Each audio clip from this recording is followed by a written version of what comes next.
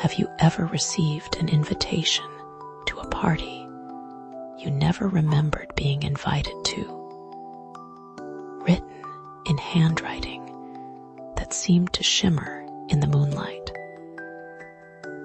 Marina found the cream-colored envelope slipped under her apartment door in Manaus, Brazil, on a sweltering Tuesday evening.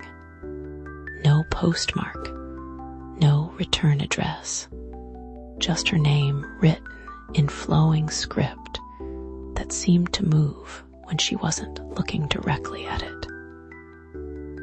The invitation inside was even stranger. It spoke of a midnight celebration along the Rio Negro, promising music, dancing, and enchantment beyond imagination. She should have thrown it away, should have ignored the way her smartphone's GPS seemed to know exactly where the party was located.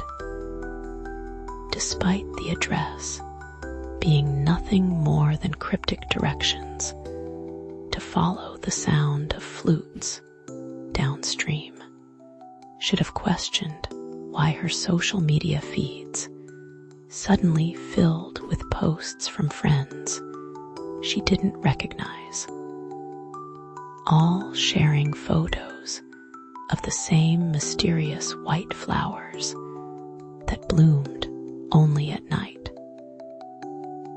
But curiosity proved stronger than caution. Marina arrived at the riverbank just before midnight, drawn by the haunting melody of wooden flutes echoing across the dark water. Dozens of small boats bobbed in the current, their passengers dressed in flowing white clothing that seemed to glow in the moonlight. Everyone was beautiful in an unsettling way, their features too perfect, their smiles too knowing. A man in an elegant white suit approached her boat. His hat was pulled low, casting shadows across his face, but his smile was radiant. He extended a pale hand to help her aboard the largest vessel, where the party was already in full swing. The music was intoxicating. Couples swayed to rhythms that seemed to pulse with the river's current itself. The air tasted of jasmine and something else, something wild and aquatic that made Marina's head spin. She accepted a drink from a silver tray, noting how the liquid inside seemed to shimmer with its own inner light. As the night progressed, Marina found herself dancing with partner after partner, each more captivating than the last. Their skin was unusually cool to the touch, and when they laughed, she caught glimpses of teeth that seemed sharper than they should be. But the music kept playing, and her feet kept moving, and rational thought became increasingly difficult.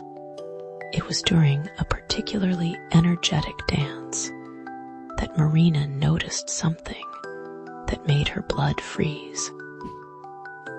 Her partner's hat had shifted slightly, revealing not hair underneath, but what looked like a small, round opening in the top of his skull, a blowhole. Suddenly, everything clicked into terrible focus. The way everyone moved with fluid grace, the slightly fishy scent underlying the jasmine, the fact that no one seemed to sweat despite the humid night air. These weren't people at all.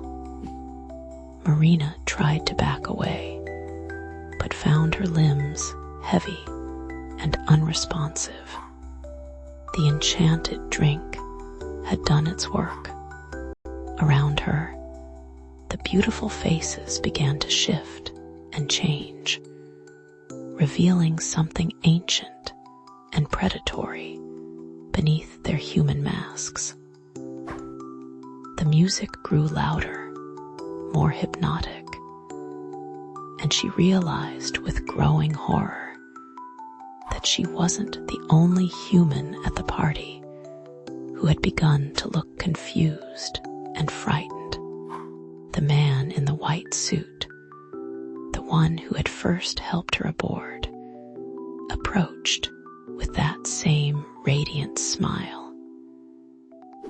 When he removed his hat, the moonlight revealed the unmistakable blowhole of a river dolphin.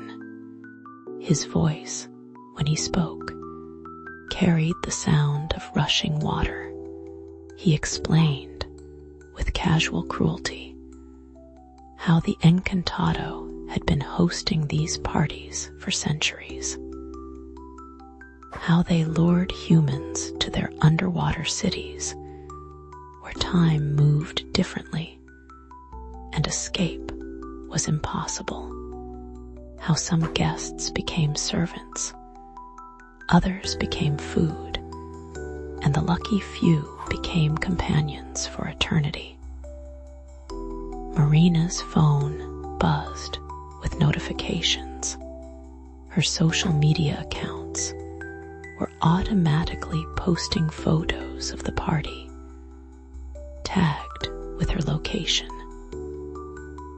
Her friends and family would see her having the time of her life at this magical riverside celebration.